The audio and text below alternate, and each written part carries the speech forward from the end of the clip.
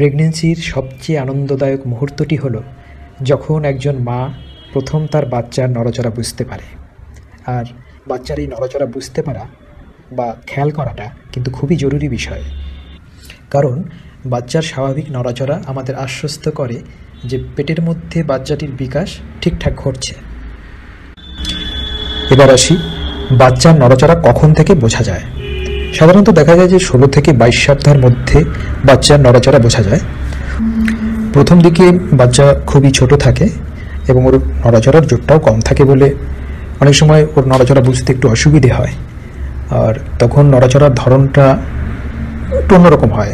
অনেকে মনে করে যে পেটের মধ্যে একটা মৃদু কম্পনের মতো অনুভূতি হলো, আবার কারো কারো পেটের মধ্যে বিড়বিড় করে, কারো মনে হচ্ছে যে বুদবুদের মতো, কেউ আবার বলে যে পেটের মধ্যে মনে হচ্ছে যে প্রজাপতি উড়ে বেড়াচ্ছে, কখনো কখনো হালকা সুড়সুড়ির মতো মনে হতে পারে, আবার পেটের মধ্যে কিছু একটা ঠেলে ঠেলে উঠছে এরকম।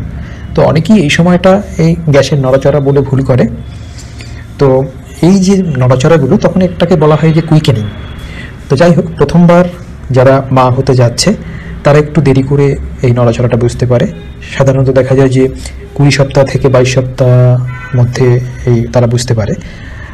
আর যারা দ্বিতীয় বা তৃতীয়বারের মতো মা হতে যাচ্ছে তারা অনেক সময় দেখা যায় যে 16 সপ্তাহ কিংবা তার আগেই নড়াচড়াটা বুঝতে পেরে যায়। তবে একটা কথা, যে 25 সপ্তাহ মধ্যে অবশ্যই নড়াচড়াটা বুঝতে পারা উচিত। এবার 28 সপ্তাহ পর বাচ্চার নড়াচড়ার জোর অনেকটাই বেড়ে যায়, মানে তখন বাচ্চা জোরে জোরে হাত পা ছুটতে থাকে। আর তখন এই বাচ্চার এই নড়াচড়াকে বলে কিক। তো এই কিকগুলো তখন খুব স্পষ্ট বোঝা যায়। আর এই সময় মানে এই 28 সপ্তাহ পর কিক কাউন্ট করা যায়। এবার আসি, বাচ্চার নড়াচড়া কখন বেশি বোঝা যায়। অনেক সময় দেখা যায় যে বাচ্চা দিনের বা রাতের একটি নির্দিষ্ট সময় খুব বেশি নড়াচড়া করে।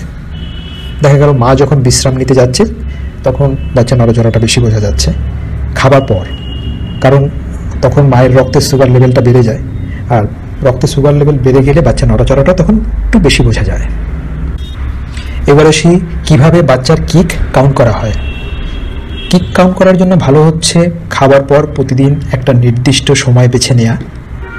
আর তখন যদি খাবার না খেয়ে থাকো তবে 1 গ্লাস চিনির শরবত বা ফলের রস খেয়ে নিতে পারো, কারণ রক্তে সুগার লেভেল বাড়লে বাচ্চা নড়াচড়াটা একটু বাড়বে। আর পজিশনটা হচ্ছে ভালো হয় বাঁদিকে কাত হয়ে শুয়ে থাকলে, তারপর পেটের উপর একটা হাত রেখে ঘড়ি দেখে, অথবা এখন ফিটাল মুভমেন্ট কাউন্ট করার জন্য বিভিন্ন ফ্রি মোবাইল অ্যাপসও পাওয়া যায়। তো অ্যাপ স্টোর থেকে ডাউনলোড করে সেখানেও বাচ্চার নড়াচড়া কাউন্ট করে স্টোর করে রাখতে পারো। এবারে কাউন্ট শুরু করবে, 10 বার নড়াচড়া কাউন্ট করা হয়ে গেলে কাউন্ট করা বন্ধ করে দেবে এবং সময়টা দেখে নেবে যে এই 10 বার নড়াচড়া করতে বাচ্চার কতটা সময় লাগলো। তো একটা কথা মনে রাখতে হবে যে 2 ঘন্টা সময়ের মধ্যে বাচ্চার অবশ্যই 10 বার নড়াচড়া করা উচিত। আর 10 বারের কম হলে তখন স্বাস্থ্যকেন্দ্রে বা ডাক্তারের পরামর্শ একটু নিতে হবে। এবার আসি কী কী কারণে বাচ্চার নড়াচড়া কম বোঝা যায়। আমরা যেমন ঘুমোই, জেগে উঠি, পেটের মধ্যে বাচ্চাও ঠিক ঘুমোয়, জেগে ওঠে খেলা করে। তো বাচ্চা যখন ঘুমোয় তখন নড়াচড়া বোঝা যায় না। আর মনে রাখতে হবে যে একটা বাচ্চা সাধারণত 14 থেকে 16 ঘন্টা ঘুমোয়, তো সেই সময়টা নড়াচড়া বোঝা যায় না। অনেক সময় বাচ্চা ছোট থাকলে বা বাচ্চার ওজন কম থাকলে নড়াচড়াটা কম বোঝা যায়, কিংবা পেটে জলের পরিমাণটা কমে গেলে নড়াচড়া কম মনে হয়। আবার প্লাসেন্টা যেটা ফুল সেটা যদি সামনের দিকে থাকে তখন একটু নড়াচড়া কম হয়। আবার বাচ্চা যদি পেটের মধ্যে উবু হয়ে শুয়ে থাকে, অর্থাৎ বাচ্চার পিঠ যদি মায়ের পেটের দিকে থাকে, তখন একটু নড়াচড়াটা কম বোঝা যায়। আর একটা জিনিস হচ্ছে যে কর্ড, মানে যেটা নাড়ি, সেটা যদি বাচ্চার গলায় জড়িয়ে থাকে তাহলে নড়াচড়া কম বোঝা যায়। বাচ্চা খুব বেশি নড়াচড়া করলে কি করা উচিত? দেখা গেছে প্রেগনেন্সির দিন যতই বাড়ে ধীরে ধীরে বাচ্চার নড়াচড়াটাও বাড়তে থাকে। সুতরাং বাচ্চার নড়াচড়া বাড়াটা নিয়ে তেমন কোনো চিন্তা নেই, কারণ এটাই হচ্ছে বাচ্চার স্বাভাবিক বিকাশের লক্ষণ। কিন্তু হঠাৎ যদি আগের তুলনায় বাচ্চার নড়াচড়া খুব বেশি বেড়ে যায়, অথবা দেখা গেল যে নড়াচড়ার ধরনটা পাল্টে গেছে, তখন অবশ্যই একটু সতর্ক হওয়া প্রয়োজন। তো সবশেষে বলি, প্রত্যেকটা প্রেগনেন্সি কিন্তু আলাদা আলাদা। এমনকি একই মায়ের ক্ষেত্রে দেখা গেছে প্রথম বাচ্চা দ্বিতীয় বাচ্চার থেকে হয়তো কম নড়েছিল বা বেশি নড়েছিল। সুতরাং বাচ্চার নড়াচড়া কম না বেশি এটার গুরুত্ব কিন্তু তেমন নয়। গুরুত্বপূর্ণ হচ্ছে বাচ্চার নড়াচড়ার ধরনটা বুঝতে পারা। তো এক একজন মায়ের ক্ষেত্রে বাচ্চার নড়াচড়ার ধরন কিন্তু আলাদা, একরকম হয় না।